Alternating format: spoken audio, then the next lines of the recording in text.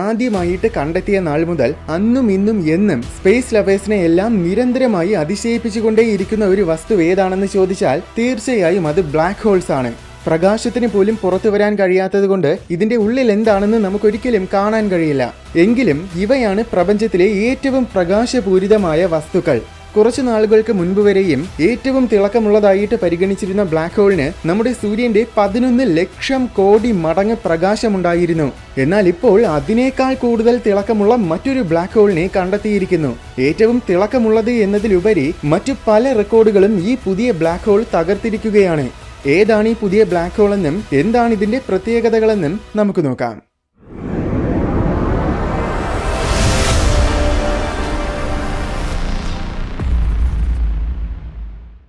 പുതിയ black hole എന്ന് പറഞ്ഞെങ്കിലും ശരിക്കും ഇത് പുതുതായിട്ട് കണ്ടെത്തിയതൊന്നുമല്ല. 1980കളിൽ തന്നെ ഇതിനെ കണ്ടെത്തിയിരുന്നു. പക്ഷേ ഇതിനെ ഒരു ബ്ലാക്ക് ഹോൾ ആയിട്ട് ആരും പരിഗണിച്ചിരുന്നില്ല. കാരണം ഇത് അത്രയ്ക്കും പ്രകാശപൂരിതമാണ്. അതുകൊണ്ട് ഇത് നമ്മുടെ മിൽക്കി വേ ഗാലക്സിയിൽ തന്നെയുള്ള വെറും ഒരു നക്ഷത്രം മാത്രമായിരിക്കുമെന്നാണ് ഇതുവരെ എല്ലാവരും കരുതിയിരുന്നത്. J0529-4351 എന്നാണ് ഇതിന് നൽകിയിരിക്കുന്ന പേര്. നമുക്കിതിനെ ഷോർട്ടായിട്ട് J05 എന്ന് പറയാം. കഴിഞ്ഞ 4 പതിറ്റാണ്ടുകളായിട്ട് നക്ഷത്രമാണെന്ന് കരുതിയിരുന്ന വസ്തു യഥാർത്ഥത്തിൽ ഒരു ബ്ലാക്ക് ഹോൾ ആണെന്ന കാര്യം ഇപ്പോഴാണ് ശാസ്ത്രജ്ഞർ തിരിച്ചറിഞ്ഞത്. അതും വെറുമൊരു സാധാരണ ബ്ലാക്ക് ഹോൾ അല്ല, മറിച്ച് ഇതൊരു ക്വാസാർ ആണ്. വളരെ നിസ്സാരമായിട്ട് പറഞ്ഞാൽ ബ്ലാക്ക് ഹോളുകളുടെ ഏറ്റവും തീവ്രമായ രൂപമാണ് ക്വാസാറുകൾ. മറ്റു വസ്തുക്കളുമായിട്ട് താരതമ്യം ചെയ്യുമ്പോൾ ഇവ പ്രപഞ്ചത്തിൽ വളരെ അപൂർവമായ വസ്തുക്കളാണ്. ഉദാഹരണത്തിന് സാധാരണ ബ്ലാക്ക് ഹോൾസിനെ നോക്കുമ്പോൾ നമ്മുടെ മിൽക്കി വേ ഗാലക്സിയിൽ മാത്രം ഏറ്റവും കുറഞ്ഞത് 10 കോടി ബ്ലാക്ക് ഹോൾസ് എങ്കിലും ഉണ്ടായിരിക്കുമെന്നാണ് നിഗമനം. എന്നാൽ പ്രപഞ്ചത്തിലെ അപൂർവം ചില ഗാലക്സികളിൽ മാത്രമേ ക്വാസാർ ഉണ്ടായിരിക്കുകയുള്ളൂ. അതും ഒരു ഗാലക്സിയിൽ ആകെ ഒരു ക്വാസാർ ആയിരിക്കും ഉള്ളത്. അത്രയേറെ അപൂർവമാണ് ഈ വസ്തുക്കൾ. എന്നിരുന്നാലും ഇതുവരേക്കും 10 ലക്ഷത്തോളം ക്വാസാറുകളെ നമ്മുടെ ദൃശ്യപ്രപഞ്ചത്തിൽ നമ്മൾ കണ്ടിട്ടുണ്ട്. എന്തായാലും 1980-ൽ യൂറോപ്യൻ സദേൺ ഒബ്സർവേറ്ററിയുടെ ഭാഗമായി ഓസ്ട്രേലിയയിലെ സൈഡിംഗ് സ്പ്രിംഗ് ഒബ്സർവേറ്ററിയാണ് ആദ്യമായി J05നെ നിരീക്ഷിച്ചത്. അന്ന് ഇതിനെ നിരീക്ഷിച്ച ജ്യോതിശാസ്ത്രജ്ഞർ ഇതിന്റെ ലുമിനോസിറ്റി കണ്ടിട്ടാണ് ഇതിനെ സാധാരണ നക്ഷത്രമായിട്ട് കണക്കാക്കിയത്. കാരണം ചുറ്റും കാണുന്ന മറ്റു നക്ഷത്രങ്ങളിൽ നിന്നും യാതൊരു വ്യത്യാസവും ഇതിൽ അവർക്ക് കണ്ടെത്താൻ കഴിഞ്ഞില്ല. അതുകൊണ്ട് തന്നെ പിന്നീട് പലതവണ മറ്റു ഒബ്സർവേറ്ററുകൾ ഈ വസ്തുവിനെ കണ്ടിരുന്നെങ്കിലും ആരും തന്നെ ഇതിനെ കൂടുതൽ നിരീക്ഷിച്ചിരുന്നില്ല. ഈ ചിത്രം കാണുമ്പോൾ തന്നെ അത് എന്തുകൊണ്ടാണെന്ന കാര്യം നിങ്ങൾക്ക് മനസ്സിലാകും. എന്തെന്നാൽ ഈ ചിത്രത്തിൽ കാണുന്ന ബാക്കി എല്ലാ വസ്തുക്കളും യഥാർത്ഥത്തിൽ നമ്മുടെ ഗാലക്സിയിലുള്ള നക്ഷത്രങ്ങളാണ്. ഒടുവിൽ ഏതാണ്ട് 4 പതിറ്റാണ്ടുകൾക്ക് ശേഷം യൂറോപ്യൻ സ്പേസ് ഏജൻസിയുടെ ഗയ ടെലസ്കോപ്പ് 2018-ൽ ഇത് സ്ഥിതി ചെയ്യുന്ന ഭാഗം ബഹിരാകാശത്തിനെ നിരീക്ഷിച്ചിരുന്നു. ബഹിരാകാശ പര്യവേഷണ രംഗത്തിൽ ഒരുപാട് സംഭാവനകൾ നൽകിയിട്ടുള്ള വളരെ പ്രധാനപ്പെട്ട ഒരു ടെലസ്കോപ്പാണ് ഗയ. മിൽക്കി വേയിലുള്ള ഒരു നക്ഷത്രം ചലിക്കേണ്ടതിനേക്കാൾ വളരെ കുറഞ്ഞ വേഗത്തിലാണ് ഈ വസ്തു ചലിക്കുന്നതെന്ന കാര്യം ഗയയുടെ ഡേറ്റയിൽ നിന്നും കണ്ടെത്തിയിരുന്നു. അത് തീർച്ചയായും അസ്വാഭാവികമായ ഒരു കാര്യമാണ്. പക്ഷെ എന്നിട്ടും ഇതിനെ നക്ഷത്രമായിട്ടാണ് പരിഗണിച്ചത്. അതിന്റെ ഒരേയൊരൊറ്റ കാരണം ഇതിന്റെ പ്രകാശമാണ്. അകലെയുള്ള ഒരു വസ്തുവിന് ഉണ്ടായിരിക്കേണ്ടതിനേക്കാൾ ഒരുപാട് കൂടുതലാണ് ഇതിന്റെ ലുമിനോസിറ്റി. അതുകൊണ്ട് എന്തായാലും ഇതൊരു നക്ഷത്രം തന്നെയാണെന്ന് കരുതി. എന്നാൽ ഈയിടെ ഒരു സംഘം ഓസ്ട്രേലിയൻ ഗവേഷകർ മറ്റു പല ടെലിസ്കോപ്പുകളുടെയും ഡാറ്റകൾ പരിശോധിച്ച് നോക്കിയപ്പോൾ തികച്ചും യാദർശികമായിട്ടാണ് ഇതൊരു ക്വാസാർ ആണെന്ന കാര്യം കണ്ടുപിടിച്ചത്. വെറും ഒരു സാധാരണ വസ്തുവാണെന്ന് കരുതിയിരുന്ന വസ്തു എത്രത്തോളം അസാധാരണമായിരുന്നുവെന്ന് അപ്പോഴാണ് അവർ തിരിച്ചറിഞ്ഞത്. നമ്മുടെ മിൽക്കി വേയിൽ സ്ഥിതി ചെയ്യുന്നതാണെന്ന് കരുതിയ ഈ വസ്തുവിന്റെ പ്രകാശം യഥാർത്ഥത്തിൽ ഏകദേശം 1200 കോടി പ്രകാശ വർഷങ്ങൾക്കകലെ നിന്നുമാണ് വരുന്നത്. അതായത് 1200 കോടി വർഷങ്ങൾക്ക് മുന്നേ നിലനിന്നിരുന്ന ഒരു വസ്തുവിനെയാണ് നമ്മൾ ഇപ്പോൾ കാണുന്നത്.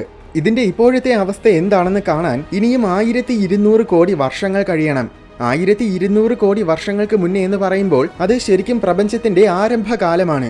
നമ്മൾ ഇതുവരെ കണ്ടിട്ടുള്ള ഏറ്റവും പവർഫുൾ ആയ ഒട്ടുമിക്ക ക്വാസാറുകളും ശരിക്കും ഇതുപോലെ ഒരുപാട് അകലെയുള്ളവയാണ്. കുറച്ചുകൂടി കൃത്യമായി പറഞ്ഞാൽ പ്രായം കുറഞ്ഞ ക്വാസാറുകളാണ്. പക്ഷേ പ്രായം കുറവാണെങ്കിലും ഇത് വളരെ വലിയ ക്വാസാറാണ്.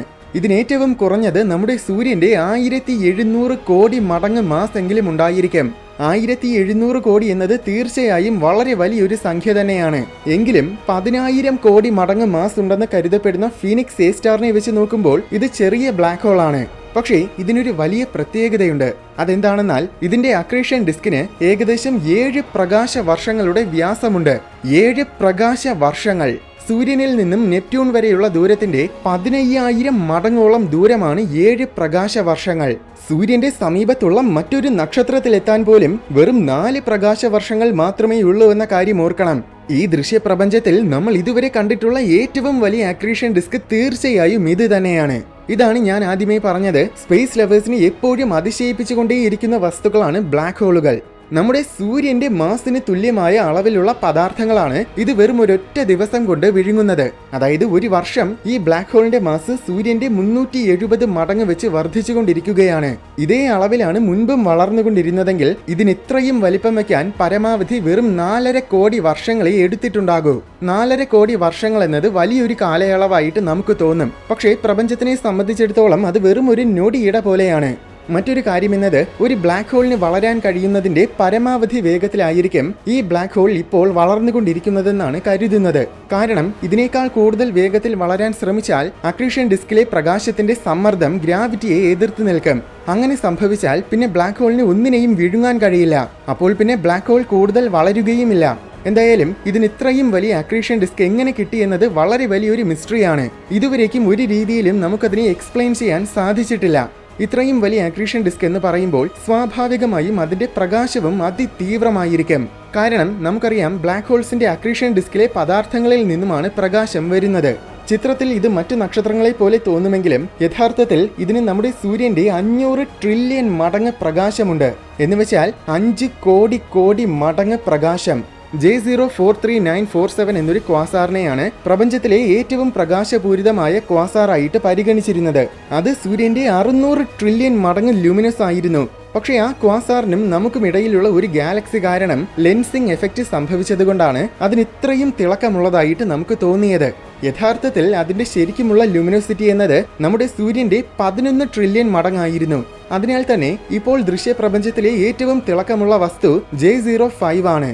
മറ്റൊരു അതിശയകരമായ കാര്യം എന്താണെന്നാൽ, ഈ അക്രീഷൻ ഡിസ്കിലെ അതിതീവ്രമായ ഫ്രിക്ഷൻ കാരണം അതിന്റെ താപനില പല ലക്ഷം കോടി ഡിഗ്രി സെൽഷ്യസോളം ആയിരിക്കും. അതിനേക്കാൾ അതിശയകരമായ കാര്യം, നമ്മുടെ സൂര്യൻ അതിന്റെ ജീവിതകാലം മുഴുവൻ, അതായത് 1000 കോടി വർഷങ്ങൾ കൊണ്ട് പുറത്തുവിടുന്ന ഊർജമാണ് ഈ ക്വാസാർ ഓരോ സെക്കൻഡിലും പുറത്തുവിടുന്നത്. ഓരോ സെക്കൻഡിലും. അതൊന്ന് ആലോചിച്ച് നോക്കിയേ. അങ്ങനെയാണെങ്കിൽ ദൃശ്യപ്രപഞ്ചത്തിൽ നമ്മൾ കണ്ടിട്ടുള്ള ഏറ്റവും എനർജറ്റിക് ആയിട്ടുള്ള വസ്തുവും തീർച്ചയായും ഇത് തന്നെയാണ്. അതുമാത്രമല്ല, മറ്റെല്ലാ സ്രോതസ്സുകളെക്കാളും ഏറ്റവും എഫിഷ്യന്റ് ആയ ഊർജ്ജ സ്രോതസ്സും ഇതാണ്. ന്യൂക്ലിയർ ഫ്യൂഷനേക്കാളും സൂപ്പർനോവകളെക്കാളും ഒക്കെ ഒരുപാട് എഫിഷ്യന്റ് ആണിത്. ഒരുപക്ഷെ ഭാവിയിൽ നമ്മൾ ടൈപ്പ് 4 സിവിലൈസേഷൻ ഒക്കെ ആവുകയാണെങ്കിൽ ഇത്തരം ക്വാസാറുകളായിരിക്കും നമ്മുടെ ഏറ്റവും പ്രധാന ഊർജ്ജ സ്രോതസ്സുകൾ. ചിലപ്പോൾ ഏതെങ്കിലും അന്യഗ്രഹ ജീവികൾ പണ്ടേ തന്നെ ഈ ക്വാസാറിൽ നിന്ന് ഊർജ്ജമെടുക്കാൻ തുടങ്ങിയിട്ടുണ്ടായിരിക്കും. സെതി തീർച്ചയായും ഇതിനെ അധികം വൈകാതെ തന്നെ നിരീക്ഷിക്കുമെന്ന് പറഞ്ഞിട്ടുണ്ട്. എന്തായാലും ചിലപ്പോൾ നമ്മുടെ ദൃശ്യപ്രപഞ്ചത്തിൽ ഇതിനേക്കാൾ കൂടുതൽ തിളക്കമുള്ള ക്വാസാറുകൾ ഉണ്ടായിരിക്കുമെന്നാണ് കരുതുന്നത്. അതുപോലെ ക്വാസാറുകൾ ഒരുപക്ഷെ നമ്മൾ കരുതുന്നതിന്റെ അത്ര അപൂർവമായിരിക്കില്ലെന്നും സംശയിക്കുന്നുണ്ട്. എന്തെന്നാൽ അത്യധികം തീവ്ര പ്രകാശമുള്ള വസ്തുക്കളാണെങ്കിൽ പോലും ക്വാസാറുകളെ ചിലപ്പോൾ ഗാലക്സികൾ മറച്ചുവെക്കും. എങ്ങനെയാണെന്നാൽ, ചില ഗാലക്സികളിൽ, പ്രത്യേകിച്ച് തീരെ വലിപ്പം കുറഞ്ഞ പുരാതന കാല ഗാലക്സികളിൽ വൻതോതിലുള്ള വാതകങ്ങൾ ഉണ്ടായിരിക്കും. ഈ വാതകങ്ങൾ മറയ്ക്കുന്നത് കാരണം ആ ഗാലക്സിക്കുള്ളിൽ ക്വാസാർ ഉണ്ടെങ്കിൽ പോലും അതിനെ നമുക്ക് കാണാൻ വളരെ ബുദ്ധിമുട്ടായിരിക്കും. അതിനുവേണ്ടി പ്രത്യേകിച്ച് നമ്മൾ നോക്കിയാൽ മാത്രമേ അതിനെ നമുക്ക് കാണാൻ പറ്റൂ. അത്തരം ചില ക്വാസാറുകളെ ആസ്ട്രോണമേഴ്സ് കണ്ടുപിടിച്ചിട്ടുണ്ട്. ഇതുപോലെ ഇനിയും നിരവധി ക്വാസാറുകൾ ഒരുപക്ഷെ പല ഗാലക്സികളിലും മറഞ്ഞിരിക്കുന്നുണ്ടായിരിക്കും. അവയിൽ ഇപ്പോൾ കണ്ടെത്തിയതിനേക്കാൾ തീവ്രമായ ക്വാസാറുകളും ഉണ്ടായിരിക്കും.